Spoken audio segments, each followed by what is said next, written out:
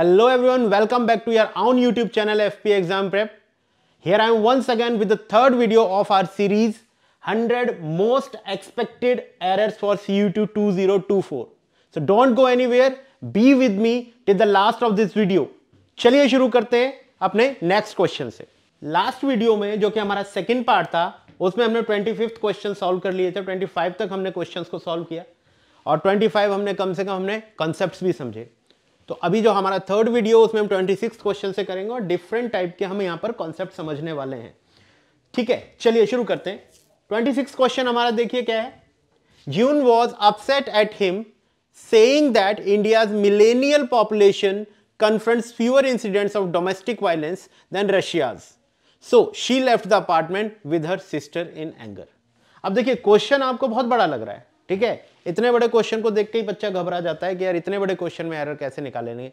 लेकिन believe me, अगर आपको ग्रामर की अच्छी नॉलेज है तो आप इतने बड़े क्वेश्चन क्या, इससे अगर 4 या 5-6 लाइन का भी क्वेश्चन आ जाएगा तो भी आपको कोई प्रॉब्लम नहीं आने वाली, if you have a good knowledge of grammar. तो चलिए देखते हैं यहां पर क्या है। देखिए सबसे पहले तो मैंने हमेशा आपको बताया, पहले सब्जेक्ट के अकॉर्डिंग आप वर्ब को चेक कर लिया करो। जून हमारा सब्जेक्ट है और उसके अकॉर्डिंग जो हमने वर्ब लगाई है वो ठीक है, ठीक है। तो ये पास्ट की बात चल रही है तो उसने पास्ट में सेंटेंस को लिखा है, तो वर्ब और सब्जेक्ट का एग्रीमेंट बिल्कुल सही है, टेंस भी हमारा यहां तक ठीक है। तो वो क्या कह रहा है, June was upset at him. जून जो था वो उस पर अपसेट था, सेइंग दैट। अब आगे देखें, यहां तक अभी मैं आपको समझाऊंगा, आगे देखते हैं। That India's millennial population confronts fewer incidents, यानी इंडिया की जो ज्यादातर पॉपुलेशन है वो कम ही इंसिडेंट कन्फ्रंट करती है ऑफ डोमेस्टिक वायलेंस। मतलब इंडिया में डोमेस्टिक वायलेंस के जो केस हैं वो कम ही है, किससे, देन रशियाज। अब रशिया के आगे जो अपॉस्ट्रोफे कॉमा लगा है ना, ये इसीलिए लगा है कि यहां पर अपॉस्ट्रोफे के बाद ये अंडरस्टूड है कि यहां पर जो है ना डोमेस्टिक वायलेंस वो वहां पर है। तो यहां तक हो गया। अब जब ये बात उसने सुनी तो सो शी लेफ्ट। अब देखो क्योंकि ये पास्ट था तो ये भी पास्ट में ही आएगा। So she left the apartment with her sister in anger, इसलिए अपनी सिस्टर के साथ वो गुस्से में अपार्टमेंट को छोड़कर चली गई। अब देखो ये सेंटेंस है, अब इसमें गलती कहां है, गलती है देखो यहां पर, हिम सेइंग। अब यहां पर जो मैं आपको कॉन्सेप्ट समझाने जा रहा हूं वो इंपॉर्टेंट है, समझ लें। अब एक चीज समझ लेते हैं बच्चे हम। आप एक बात समझो, वर्ब की जो आईएनजी फॉर्म होती है आप सबको पता है, या कुछ बच्चों को अगर नहीं पता है तो मैं समझा देता हूं। वर्ब की आईएनजी फॉर्म इंग्लिश में सिर्फ 3 तरीके से काम कर सकती है। एक तो हेल्पिंग वर्ब, ठीक है। दूसरा ये प्रेजेंट पार्टिसिपल की तरह वर्क करती है, प्रेजेंट पार्टिसिपल की तरह वर्क करती है। और तीसरा ये वर्क करती है जेरेंड की तरह। तीसरा वर्क क्या है इसका, जेरेंड है इसका वर्क। अब हम सबको पता है कि जब ये हेल्पिंग वर्ब की तरह काम करेगी तो ये हमेशा helping verb is, am, are, was, यह वर्ब के साथ बैठती है। Got it. तो जब भी वर्ब की आईएनजी फॉर्म हेल्पिंग वर्ब की तरह काम करती है तो इट इज श्योर कि वहां पर उससे पहले is, am, are, was verb, verb helping verb जरूर लगी होगी। तो ये तो हुई हमारी हेल्पिंग वर्ब। लेकिन जब वो प्रेजेंट पार्टिसिपल होता है तब उसका काम बेसिकली किसका होता है बच्चों, एडजेक्टिव का। ये किसका काम करता है तब, एडजेक्टिव का काम कर रहा होता है। और जब भी कोई वर्ड एडजेक्टिव का काम करता है तो वो नाउन और प्रोनाउन को डिफाइन करने के लिए बैठता है, नाउन या प्रोनाउन को डिफाइन करने के लिए बैठता है, ठीक है। अब आपको पता है एडजेक्टिव का काम नाउन या प्रोनाउन को डिफाइन करना होता है। तो अगर वर्ब की कोई एनजी फॉर्म है तो जरूर वो किसी नाउन से पहले या नाउन के बाद लगी होगी, तभी वो उस नाउन को डिफाइन करेगा। क्योंकि ये बात आपको पता होनी चाहिए, एडजेक्टिव हमेशा अपने नाउन से पहले या नाउन के तुरंत बाद ही बैठता है, एडजेक्टिव की जगह और कहीं नहीं होती। सो अगर हम वर्ब के आईएनजी फॉर्म को एडजेक्टिव मानेंगे तो ये वहां पर कंफर्म होगा कि उससे पहले वो जो वर्ब के आईएनजी फॉर्म है या तो वो नाउन से पहले होगी या नाउन के बाद, और उस नाउन को वो डिस्क्राइब कर रही होगी। लाइक मैं एक एग्जांपल देके बता देता हूं आपको। जैसे मैंने लिखा डेवलपिंग, मान लो मैंने पूरा सेंटेंस ही लिख दिया, India is a developing country. अब ये जो डेवलपिंग वर्ड है ये मेन वर्ब नहीं हो सकता, क्योंकि इससे पहले हेल्पिंग वर्ब इज, तो ये इज जो है वो हेल्पिंग वर्ब नहीं है, ये मेन वर्ब है। अगर इससे तुरंत पहले होता तो ये हेल्पिंग वर्ब होता। जैसे आई एम प्लेइंग चेस, तो प्लेइंग से पहले एम आ गया तो एम जो है वो हेल्पिंग वर्ब है और उसके आईएनजी फॉर्म है जो मेन वर्ब है।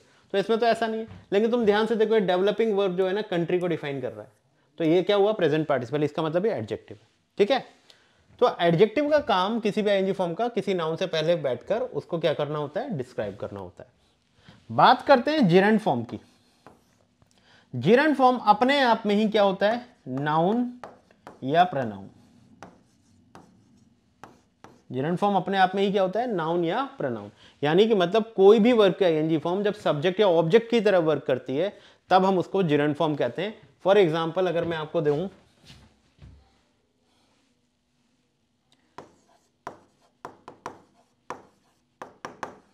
Swimming is a good exercise.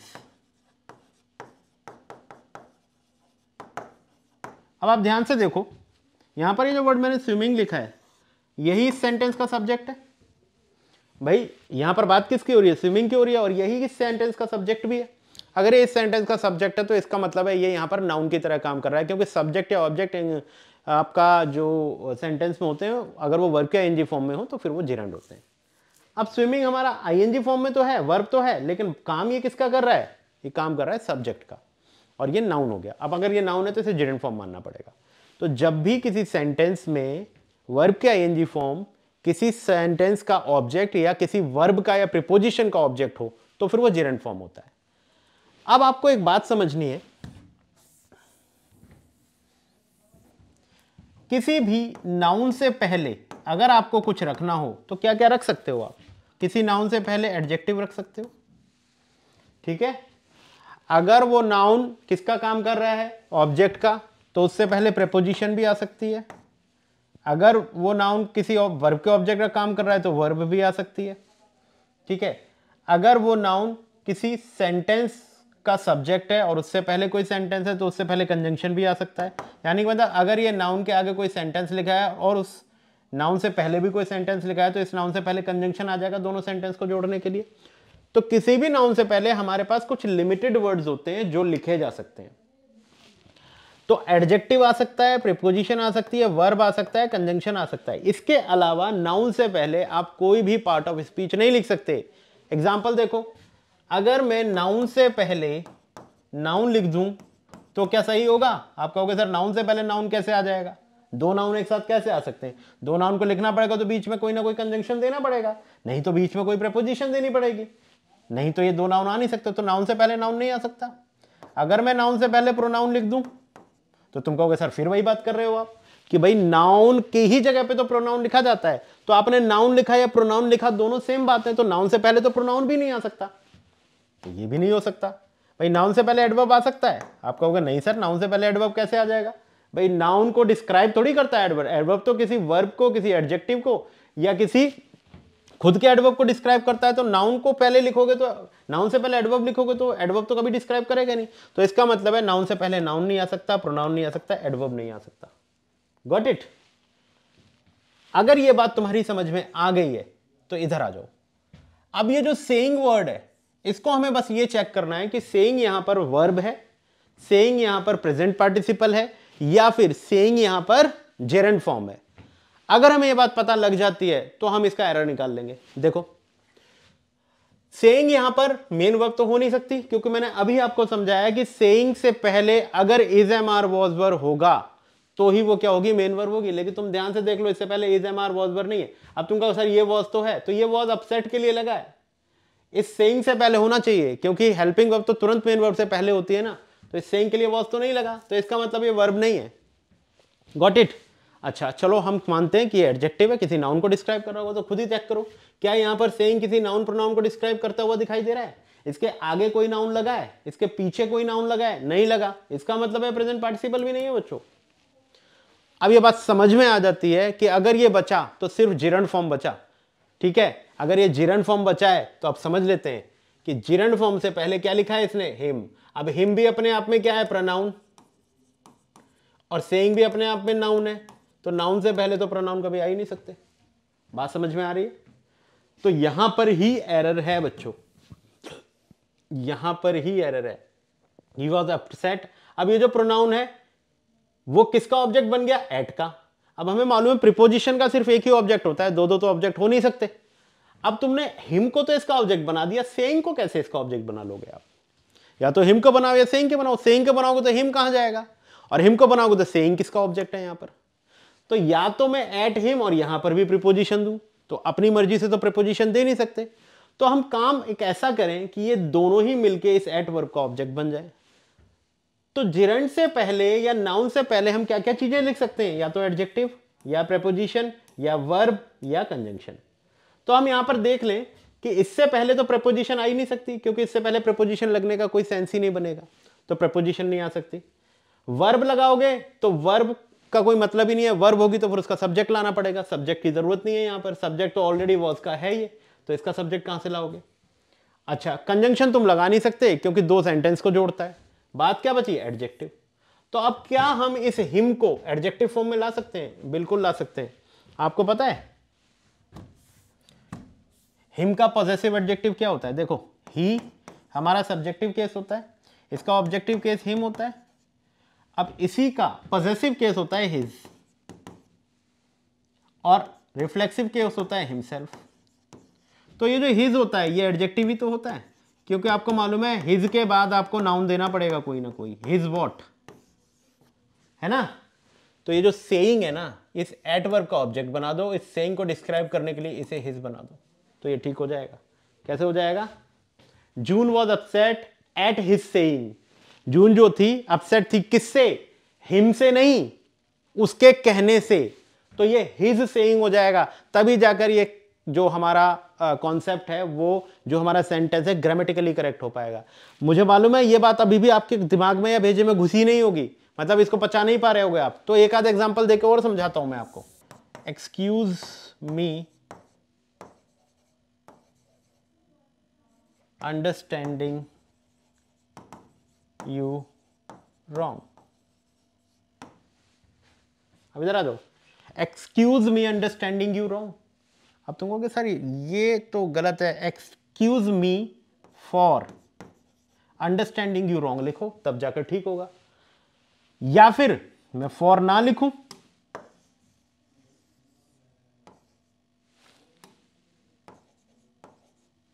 या फिर मैं फॉर ना लिखूं, मैं लिख दूं excuse my understanding you wrong. इसका मतलब यह हुआ कि अगर यहां पर आप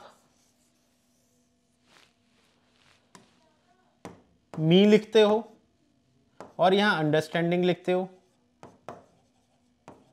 तो आप समझ पा रहे हो ये अंडरस्टैंडिंग ना तो मेन वर्ब है, ना ये अंडरस्टैंडिंग प्रेजेंट पार्टिसिपल फॉर्म है, ये अंडरस्टैंडिंग जिरंड फॉर्म हो गया। अब जिरंड फॉर्म होता है वो नाउन होता है, वो नाउन माना जाएगा। अब नाउन जो होता है वो या तो सेंटेंस में सब्जेक्ट की तरह काम करता है या ऑब्जेक्ट की तरह काम करता है। अब जिससे ये बोल रहा है वो सब्जेक्ट हो गया, सब्जेक्ट तो ऑलरेडी है सेंटेंस के अंदर, लेकिन अब ये अंडरस्टैंडिंग या तो सेंटेंस सब्जेक्ट तो अब ये बन नहीं सकता, तो ये ऑब्जेक्ट ही बन सकता है। अब वर्ब का ऑब्जेक्ट तो मी को बना दिया तुमने, इसको किसका ऑब्जेक्ट बनाओगे? ऑब्वियसली इंग्लिश में दूसरा अगर कोई ऑब्जेक्ट होता है तो वो प्रीपोजिशन का ही हो सकता है, तो इसीलिए तुम यहां पर फॉर लगाकर लिख रहे हो ना, तो ये तुम्हें ठीक लग रहा है। Excuse me for understanding you wrong. यही सेम बात मैं क्या कर रहा हूं, इस फॉर को ना हटा के इस मी को मैंने माई कन्वर्ट कर दिया। अब एक्सक्यूज मी का ये अंडरस्टैंडिंग ऑब्जेक्ट बन गया माई के साथ। तो जब भी किसी नाउन को तुम ऑब्जेक्ट बनाते हो तो उसके जो सपोर्टिंग वर्ड्स होते हैं उनको कंसीडर नाउन के साथ किया जाता है। तो ये जो माई है ना, इस अंडरस्टैंडिंग के साथ ही आ गया, लेकिन मी लिख दोगे तो ये अलग ऑब्जेक्ट हो जाएगा, ये अलग हो जाएगा। इसलिए कभी भी जिरंड फॉर्म से पहले अगर कोई भी नाउन है ऑब्जेक्टिव केस का, प्रोनाउन है ऑब्जेक्टिव केस का, उसे तुरंत किस में कन्वर्ट कर देना चाहिए हमें? पॉजेसिव एडजेक्टिव केस में। आई थिंक यहां तक आपको बात क्लियर हो गई होगी। चलिए नेक्स्ट क्वेश्चन पर चलते हैं बच्चों। नेक्स्ट क्वेश्चन है, Rama had asked me once I would have given her some useful advice. अब Rama had asked me once I would have given her some useful advice. अब देखो ये क्वेश्चन पढ़ के ना तुम्हें बड़ा अजीब सा लग रहा होगा कि क्या क्वेश्चन है, समझ में ही नहीं आ रहा। लेकिन अगर आपने ग्रामर को, उसके कॉन्सेप्ट्स को ठीक से पढ़ा है तो ये जिसने भी पढ़ा होगा उसको बिल्कुल क्लियर समझ में आ जाएगा। हमारे ग्रामर में एक टॉपिक होता है कंडीशनल सेंटेंसेस। पिछले मैंने जो पार्ट्स करवाए हैं उसमें भी एक दो टॉपिक मैंने कंडीशनल सेंटेंस के बताए हैं। Conditional sentences. ठीक है, कंडीशनल सेंटेंसेस में से ही ये भी एक कंडीशनल सेंटेंस है। और जब हम इसे देखें तो वुड हैव वर्ब की थर्ड फॉर्म है, तो इसका मतलब है थर्ड कंडीशनल है। जब भी वुड हैव के साथ थर्ड फॉर्म आ जाए तो समझ लेना वो थर्ड कंडीशनल बना रहा है। तो ये हमारा रिजल्ट क्लॉज हो गया, और ये जो है हमारा, ये हमारा हो गया कंडीशनल क्लॉज। अब इसमें गलती क्या है? गलती इसमें यह है कि जो कंडीशनल क्लॉज है उसमें इफ नहीं लिखा हुआ है। अब या तो मैं क्या करूं, यहां लगा दूं इफ, तो हो जाएगा ठीक। If Rama had asked me once I would have given her some useful advice. यदि रमा ने मुझसे एक बार भी पूछा होता तो मैं उसे बहुत यूजफुल एडवाइस दे देता। अब इफ तुम अपनी मर्जी से लगा नहीं सकते, तो ध्यान ये रखना है आपको कि थर्ड जो कंडीशनल होते हैं उसमें क्या होता है कि आप हैड को इफ की जगह यूज कर सकते हो। क्या कर सकते हो? हैड को इफ की जगह यूज कर सकते हो। अगर तुम हैड पहले लिख देते हो तो समझ लेना वहां वो इफ का भी काम करेगा और वर्ब का भी काम करेगा। लेकिन अगर हैड को तुम बाद में लिखते हो तो इफ पहले लगाना होना चाहिए। तो अगर तुम इसको ऐसे बोल देते हो, had Rama asked me once I would have given her some useful advice, अगर रमा ने मुझसे पहले पूछा होता तो मैं उसे यूजफुल एडवाइस देता। तो कभी भी थर्ड कंडीशन आ जाए तो अगर उसमें इफ लिखा हुआ है तो इट्स ओके, कोई प्रॉब्लम नहीं है। लेकिन अगर उसमें इफ ना लिख के हैड उसने सब्जेक्ट के बाद में दे रखा है तो तुरंत समझ जाना कंडीशनल सेंटेंस में हैड को हमेशा पहले लिखा करो। तो अगर मैं इसको ऐसे लिख दूं, if Rama had asked me once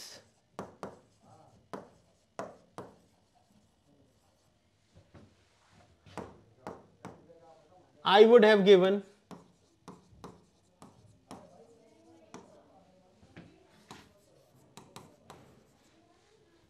her some useful advice. Her some useful advice. तो चाहे मैं इसको ऐसे लिख लूं तो भी ठीक है। अगर मैं इसको ऐसे लिख लेता और करके ये लिख लेता, had Rama asked me once I would have given her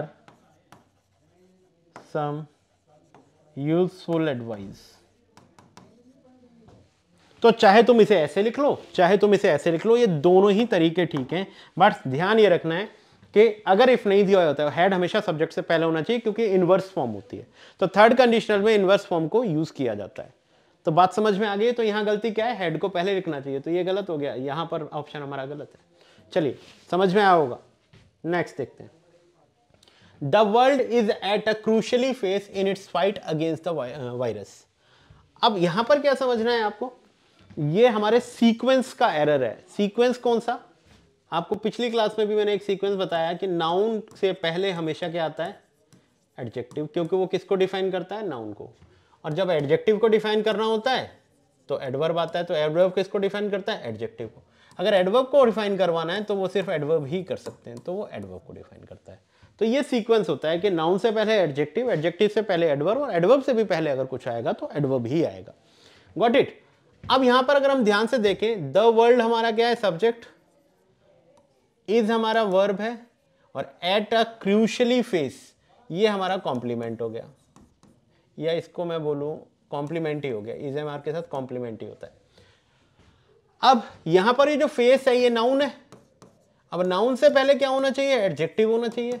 लेकिन तुम ध्यान से देखो, एलवाई जिसमें लगा होता है वो एडजेक्टिव ना होकर वो क्या होता है, हमारा एडवर्ब होता है। अब अगर ये एडवर्ब है तो नाउन को तो एडवर्ब डिफाइन नहीं कर सकते। नाउन को कौन डिफाइन करता है बच्चे, एडजेक्टिव डिफाइन करता है। तो एडवर्ब को अगर एडजेक्टिव में कन्वर्ट करना है आपको, मान लो एडवर्ब है और उसमें एलवाई लगा है, तो आप क्या करोगे, देखो होता क्या है, एडजेक्टिव में जब एलवाई लगता है तो वो एडवर्ब बनता है। तो सिंपल सा हमें क्या करना है, एलवाई हटा देना है, एडजेक्टिव रह जाएगा। तो क्रूशियल कर दो इसको, ये हो जाएगा the world is at a crucial phase in its fight against the virus. तो यहां पर हमारा एरर किसमें, बी पार्ट में है बच्चों। क्लियर। चलिए नेक्स्ट देखिए। नेक्स्ट है हमारा, don't touch a wire लेस्ट you should not receive a shock. ठीक है, अब देखो ये बहुत कॉमन क्वेश्चन है और रिपीटेडली पेपर में पूछा भी जाता है। तो कंजंक्शन का टॉपिक है, आपको बस ध्यान रखना है दो बातें। एक तो लेस्ट के साथ हमेशा कौन फॉलो करेगा, मॉडल वर्ब शुड, मतलब जहां पर भी लेस्ट हो तो वहां पर शुड को फॉलो करवाया करो। अच्छा, अगर शुड नहीं है तो भी चल जाएगा, शुड की जगह वर्ब की फर्स्ट फॉर्म है तो भी चल जाएगा। तो शुड के साथ वर्ब की फर्स्ट फॉर्म आ जाए तो भी चलेगा, या फिर शुड के साथ शुड नहीं है सिर्फ वर्ब की फर्स्ट फॉर्म है तब भी चलेगा, ठीक है। लेकिन लेस्ट के साथ हमेशा ध्यान रखना एक बात का, do not use not with lest. कभी भी लेस्ट कंजंक्शन के साथ हमें नॉट का यूज नहीं करना चाहिए, क्योंकि डबल नेगेटिव हो जाता है, और ग्रामर में डबल नेगेटिव क्या होते हैं, अनग्रामेटिकल स्ट्रक्चर होते हैं। लेस्ट अपने आप में ही नेगेटिव क्या होता है, हमारा सजेशन होता है। तो लेस्ट के साथ नॉट यूज मत किया करो। अब देखो, don't touch a wire लेस्ट you should not receive a shock, तो ये नॉट हटा दो। Don't touch a wire लेस्ट you should receive a shock, ठीक है, वायर को टच मत करो, कहीं ऐसा ना हो तुम्हें शॉक ना लग जाए।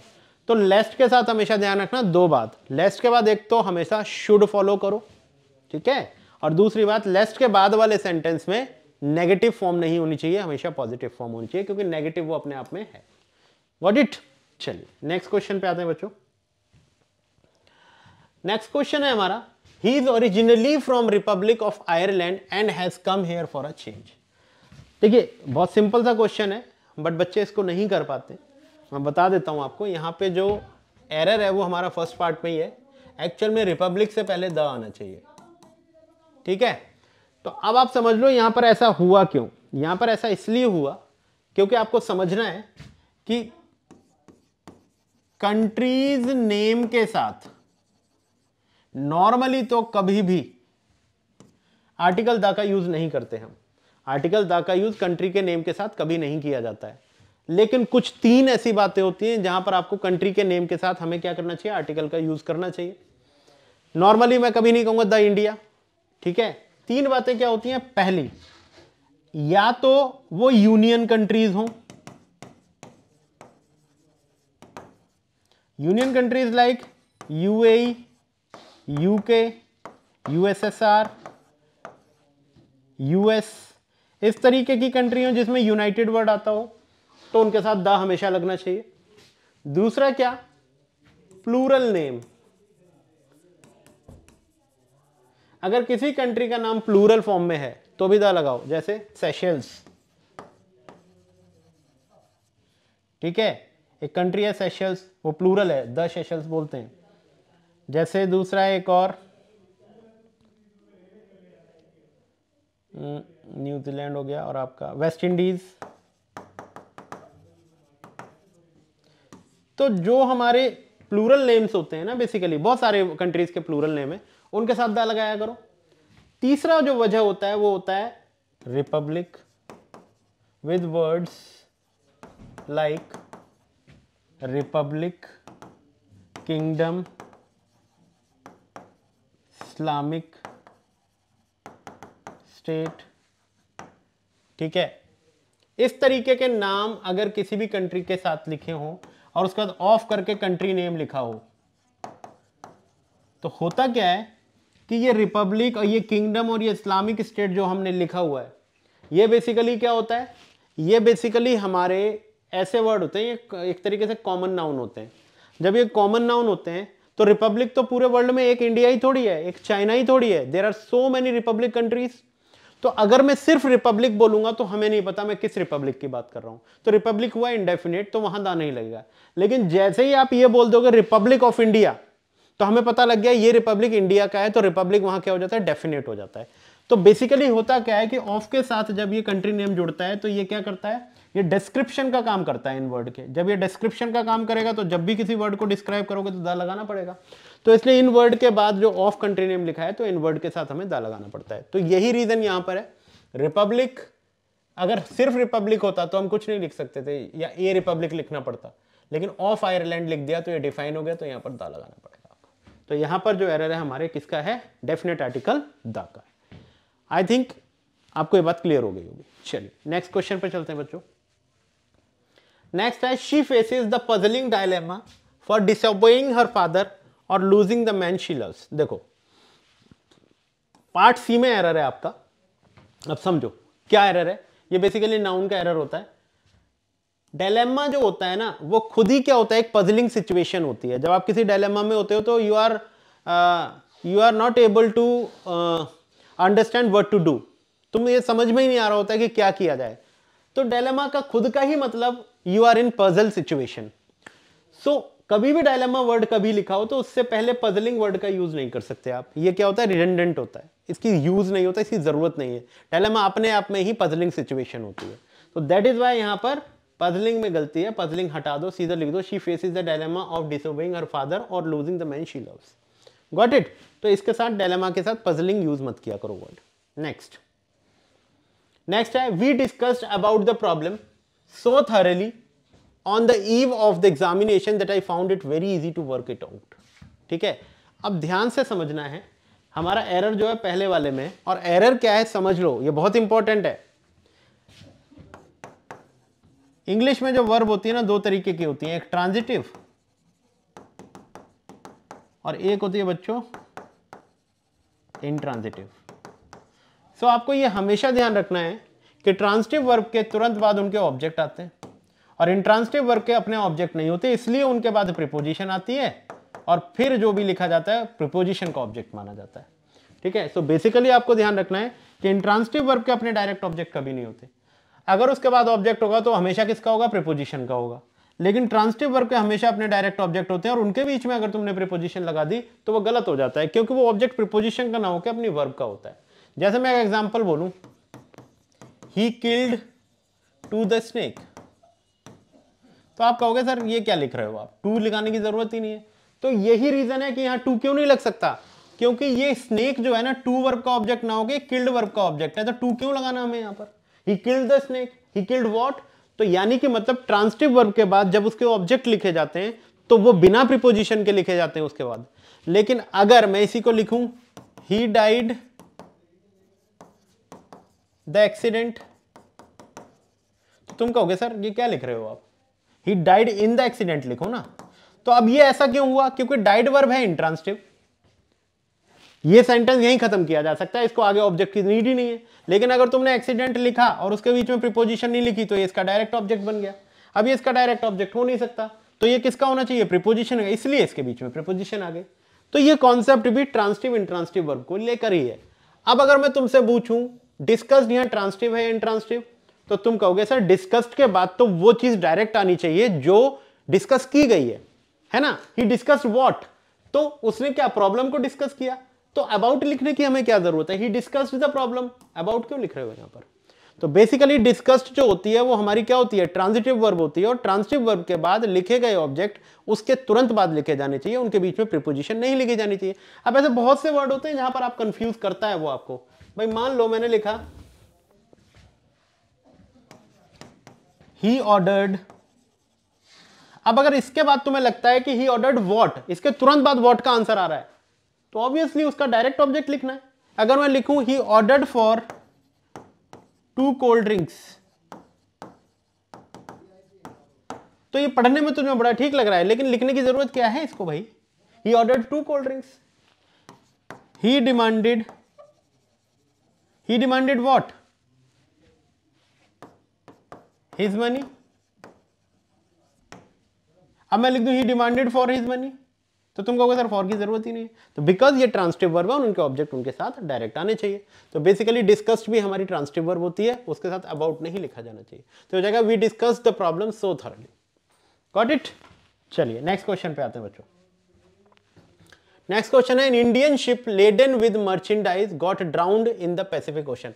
बहुत सिंपल सा क्वेश्चन है, थोड़ा सा वोकैब को लेकर ये क्वेश्चन बनता है। इसको वोकैब की अगर आपको नॉलेज हो तो ये क्लियर हो आपके माइंड में। कैसे, ये जो ड्राउन वर्ड होता है ना, इसका मतलब भी क्या होता है, डूबना, और सिंक का मतलब भी क्या होता है, डूबना। लेकिन ध्यान ये रखो कि ड्राउन वर्ड का मतलब ड्राउन आप तभी लगा सकते हो जब किसी को जब पानी में डुबाया गया और उसकी जो सांस रुक गई है, उसका जो वो सफोकेट होकर मरा है, तो उसको हम ड्राउन कहते हैं। उस केस में, उस कॉन्टेक्स्ट में ड्राउन का यूज होता है। लेकिन जहां पर सफोकेशन ना हो तो उस केस में हम सिंक का वर्ड यूज करते हैं। वैसे अगर सिंपली बोलूं तो जो लिविंग बींग्स होते हैं अगर वो डूबते हैं तो ड्राउन का यूज किया करो, और नॉन लिविंग चीज के लिए हमें सिंक का यूज करना पड़ता है। तो बेसिकली ये शिप यहां पर नॉन लिविंग है तो ड्राउन को यूज नहीं कर सकते। गॉट संक, ठीक है। तो यहां पर सिंक की फॉर्म लिखो। ड्राउंड यूज होता है डूबने के लिए, बट कोई इंसान डूबे या कोई ऐसा जिसकी सांस जिसको सफोकेट होकर वो मरा हो, that is called drowned. Got it. तो ड्राउंड शिप के लिए नहीं, सिर्फ के लिए सिंक का यूज किया करो। चलिए नेक्स्ट है हमारा, I could not put up in a hotel because the boarding and lodging charges were exorbitant. ठीक है, अब देखो एक हमारा फ्रेजल वर्ब होता है बच्चों, put up at. Put up at का मतलब होता है रुकना, स्टे करना। लेकिन देखो यहां पर ना उसने लिखा है पुट अप इन, इन नहीं होगा, पुट अप एट। वैसे भी ये क्या है, एक पॉइंट है, तो पॉइंट के लिए हमेशा एट प्रीपोजिशन का यूज किया करो। इन जो होता है वो एरिया की प्रीपोजिशन होती है। पुट अप एट का एक फ्रेजल वर्ब है और पुट अप के बाद हमेशा एट ही लगता है, इन नहीं लगता है, तो इसलिए यहां गलती एट की है, इन की नहीं है। तो ये वाला हमारा ऑप्शन हो जाएगा। गॉट इट बेटा। चलिए next, the Indian radio which was previously controlled by the British ruler is free now from the narrow vested interest. ठीक है, वैसे तो ये सिंपल सी बात है, समझ में आ जाएगी आपको। एक वर्ड होता है, फ्रेज ही होता है हमारा, फ्री फ्रॉम। फ्री फ्रॉम का मतलब होता है किसी से छुटकारा पाना। तो ये दोनों साथ होने चाहिए, क्योंकि ये क्या है, मिलकर ही काम करते हैं। लेकिन तुम ध्यान से देखो, फ्री के बाद फ्रॉम के बीच में नाउ दे दिया है। अब क्या करें, अब ये करें कि नाउ को पहले करो और फ्री को बाद में करो। तो हो जाएगा इज नाउ फ्री फ्रॉम। ठीक है, तो आपको ये ध्यान रखना है, फ्री फ्रॉम एक साथ ही आता है हमेशा, उसके बीच में कुछ नहीं आएगा, क्योंकि ये दोनों ही मिलकर काम करते हैं। तो नाउ को इसीलिए हमें पहले करना पड़ा है, फिर फ्री फ्रॉम लिखना पड़ा है। तो कभी भी पेपर में आ जाता है ऐसे, तो फ्री और फ्रॉम के बीच में कुछ नहीं होना चाहिए, वो दोनों साथ ही होने चाहिए। Got it. चलिए next question, if I had known this yesterday I will have helped him. देखो ये भी क्या है, हमारा कंडीशनल का क्वेश्चन है। This is also the question of conditional sentences. अब मैंने आपको लास्ट टॉपिक में बताया हुआ है कंडीशनल, तो आपको मालूम है थर्ड कंडीशन बन रही है हमारी। और थर्ड कंडीशन में क्या होता है, इफ वाले क्लॉज में हमारा हैड के साथ वर्ब की थर्ड फॉर्म बनती है, और जो रिजल्ट क्लॉज होता है उसमें वुड के साथ हैव लगता है, और हैव के साथ वर्ब की थर्ड फॉर्म आती है। अब चेक कर लो, वहां हैड के साथ वर्ब की थर्ड फॉर्म तो है, लेकिन यहाँ विल हैव हेल्प है, तो ये विल नहीं होगा, यहाँ क्या आ जाएगा, वुड। तो गलती हमारी किस में है, इसमें है। तो यहां पर हम इसमें गलती देख रहे हैं। बात समझ में आई। चलिए इस सेशन का ये लास्ट वाला क्वेश्चन हम कर लेते हैं, ठीक है। उसके बाद नेक्स्ट क्वेश्चन नेक्स्ट पार्ट में हम लोग करेंगे। तो चलिए देख लेते हैं। A lot of travel delays caused due to the inefficiency and lack of good management on behalf of the railway. ठीक है, अब देखिए ये भी बड़ा सिंपल सा क्वेश्चन है, कोई ग्रामेटिकल एरर नहीं है, ये भी वोकैब का एरर है। एक्चुअल में ये जो हम वर्ड यूज करते हैं ना, ऑन बिहाफ ऑफ, ये बेसिकली किसी के इंटरेस्ट को शो करने के लिए, या किसी के जगह पर अगर आप कुछ कर रहे होते हो तो फिर ऑन बिहाफ का यूज होता है। तो यहां पर वो कह रहा है lot of travel delays cause due to the inefficiency and lack of good of management on behalf of the railways. तो on behalf of the railways का मतलब, ऑन बिहाफ ऑफ मतलब होता है पॉजिटिव सेंस में। जैसे मैं कहूं कि I come here on behalf of mister Sharma, तो इसका मतलब है मैं मिस्टर शर्मा की तरह ही हूं, उन्होंने मुझे अपनी जगह पर भेजा है, तो मैं उनके पर्सनल इंटरेस्ट और उनको लेकर आया हूं। लेकिन तो यहां पर्सनल इंटरेस्ट की बात नहीं हो रही, यहां रेलवे की वजह से ये कॉज हो रहा है। तो कभी भी ऑन बिहाफ ऑफ हमेशा किसी के पर्सनल इंटरेस्ट को शो करने के लिए यूज किया जाता है। ऑन बिहाफ ऑफ नहीं करो, ऑन पार्ट ऑफ लिखना है हमेशा। ऑन पार्ट ऑफ मतलब इनकी वजह से, ठीक है। तो आप ध्यान रखना कि ऑन बिहाफ ऑफ जब आप किसी के इंटरेस्ट को लेकर या किसी उसको लेकर उनकी जगह पर आप जा रहे हो, उन्हीं को रिप्रेजेंट कर रहे हो, तो बिहाफ करो। रेलवे को यहां रिप्रेजेंट नहीं किया जा रहा है, रेलवे को बताया जा रहा है कि इनके ये जो सब कुछ हुआ है पूरे रेलवे इसके लिए वो नहीं है, पर उसी का तो पार्ट है ना, डिले और ये हुआ तो उसी के पार्ट की वजह से, तो यहां पर होता है ऑन पार्ट ऑफ। चलिए ठीक है, तो बात समझ में आती है। तो चलिए आज का सेशन जो ये है इसे यही खत्म करते हैं, एंड आई होप कि जो मैंने आपको कंसेप्ट समझाए हैं वो आपको समझ में आए होंगे। और ऐसे ही कंसेप्ट अभी मैं और भी कराने वाला हूँ, तो सीरीज में बने रहिए साथ और देखते रहिए इन क्वेश्चंस को और कॉन्सेप्ट्स को। और अगर आपको लगता है कि ये आपके काम के हैं तो मैं चाहता हूं कि आप अपने दोस्तों को और लोगों को भी इनको शेयर करें और सब्सक्राइब कर लें, क्योंकि सब्सक्राइब करोगे तभी नोटिफिकेशन मिलेगा, तभी आप इसको पढ़ पाओगे। तो चलिए आज का सेशन यही खत्म करते हैं। Thank you so much for watching.